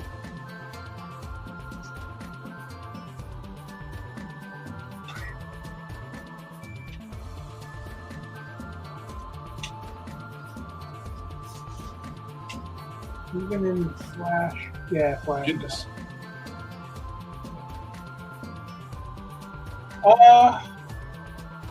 Yeah, but that's a different kind of mystery, because there was a mystery to him with what's her name? The girl that's with him. there's a mystery there too. And so when I talk about the mystery, it's like um She said Esther. yeah. When I talk about the mystery, I'm not referring to who his original identity was. It's the mystery of him being a supernatural being or uh, Mascatron. You know, it's like is he a supernatural entity or is he just putting on a bunch of makeup and different disguises and etc. There was one end of it that kind of seemed like it was going to be something more supernatural, and then it was kind of spoiled. And I was just saying he should have drawn that out so that you weren't really sure. Like, we need to know what he does, and like, he doesn't have to have superpowers to do what he does, or maybe he does, but he doesn't use superpowers, so it's just. She said, "Gotcha." Huh? She yeah. understands. Yeah. So she says she gotcha. Yep. As opposed to a gotcha. Right.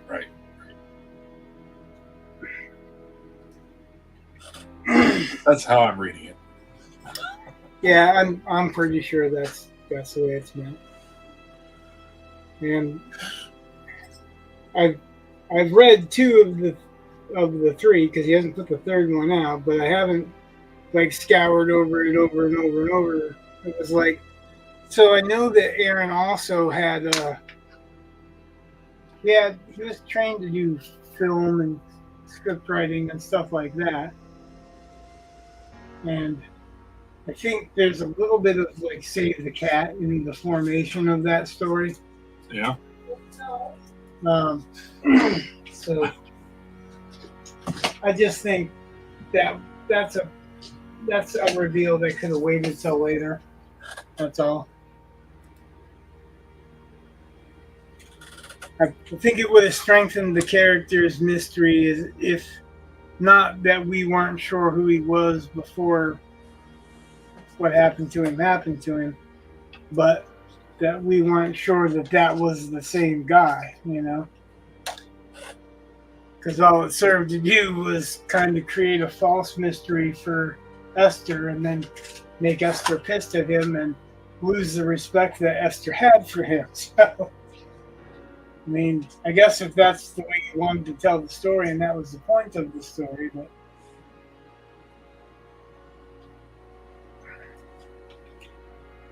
I think it would have been cooler if she found out much later after she was already deeply invested. The little secret between them.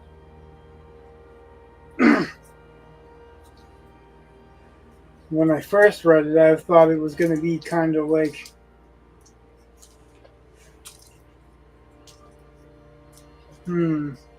Yes, we're co-creating a Mastiff. cross between Ghost Rider and Moon Knight. And I guess it kind of is a little bit, but there's no...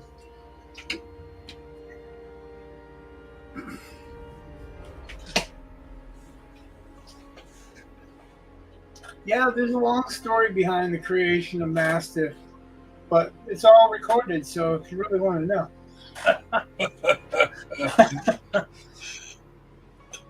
Instead of the Cliff Notes, you can actually go back and watch. We actually designed an entirely different character, cover, everything. And it was part of a much larger, different story. And then I kind of threw this guy in as a rough idea. There was no depth to him at all. Just kind of being a smart ass. I thought maybe he would be like a bounty hunter or something like that, I think originally. And then Brett was like, oh, I love that name. I love this idea. So I have this idea. and then recreated whatever. We just kept the design from from my original idea, and the rest of it's been kind of banging back and forth.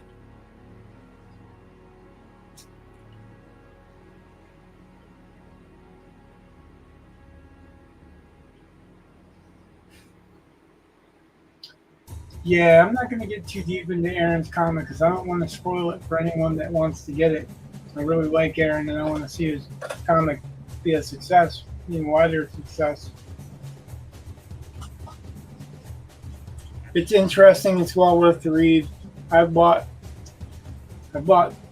issue 1, issue 2. I signed on for issue 3 of the Comics Gate comic books. I've only actually signed on for more than one of one, and that's this one. Well, 2. I got ISOM 1 and 2 because, like an idiot, I thought ISOM 2 would give me answers that ISOM 1 didn't.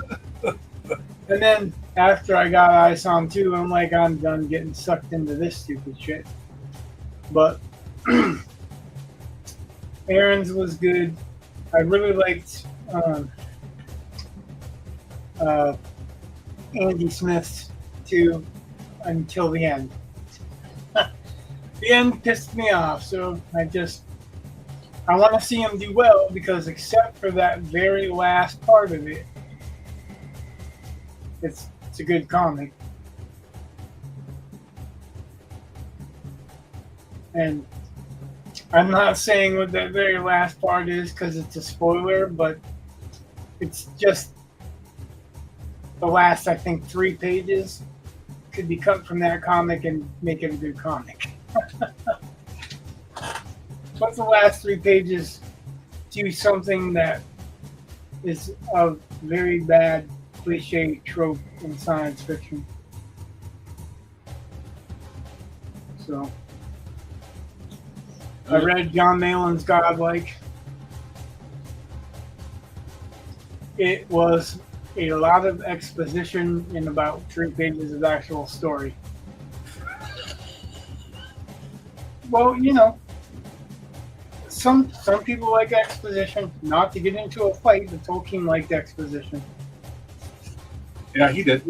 He liked creating languages and backstory and all that stuff. And John Malin did that, but he instead of keeping it to himself and just releasing it little by little, John Malin put it up front. So you have to actually go through all this stuff to actually get to what's currently going on. And then it's like to be continued next issue. And I'm hoping that next issue will be actually what's going on and not more backstory that he decided that he could fit in there. It's not. Yeah, I haven't read Andy's First Man. That's not the one I'm talking about. It's Core Draft. Because I'm much more barbarian oriented. Am I going in and out of focus? Maybe that was just me. Mm-hmm. I'm staring at a beetle that just landed on my screen, and I'm wondering. Yeah, I like Andy as well, and Dennis. So I don't want to make anyone disappointed and talk them out of buying that because I think they'll enjoy it for the most part. I think the hardest thing about Andy's book for me was, well, aside from I think the last 3 pages, maybe not. It's maybe not even 3, but I think it's the last 3 pages. But the print was so small, I had to actually get a magnifying glass to read a lot of it. And I'm wearing glasses, so I'm wearing reading glasses, and I still had to get a magnifying glass to read some of it. So that doesn't help, but and I think a little bit of Core Draft was kind of '80s B movie barbarian flick where there was some melodrama in there that you didn't really need to have a character yelling something because you're already illustrating it happening. Almost like a Tom Swifty, but only with visual and words.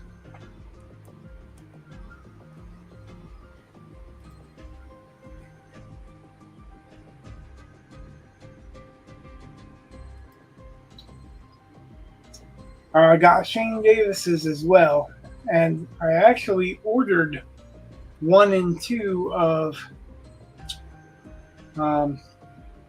Inglorious Rex, and he sent me 2 copies of number 2. So I've got a number 2 that's in mint condition and a number 2 that's been read,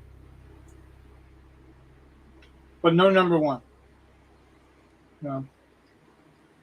I showed that off when I got it too. That was the kind of post-apocalyptic cities and the big giant kaiju martial arts thing.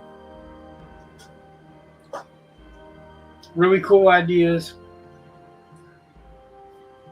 I do think almost all of them could use a writer. I think Aaron's probably the best of the writers per se, but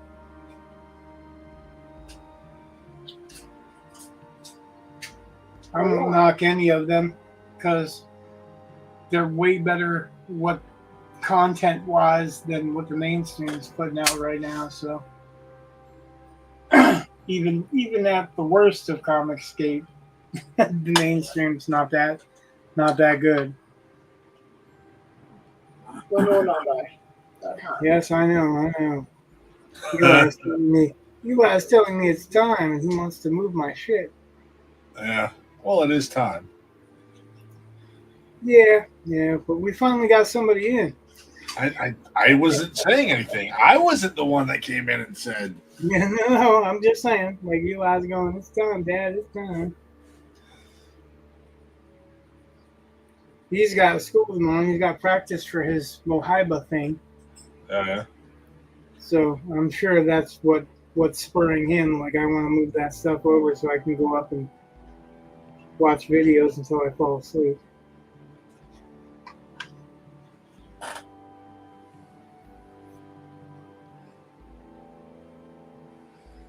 All right, so yeah, everyone that watched the whole time, thanks for watching and watching the whole time. Those that watch part time, thanks for watching part time.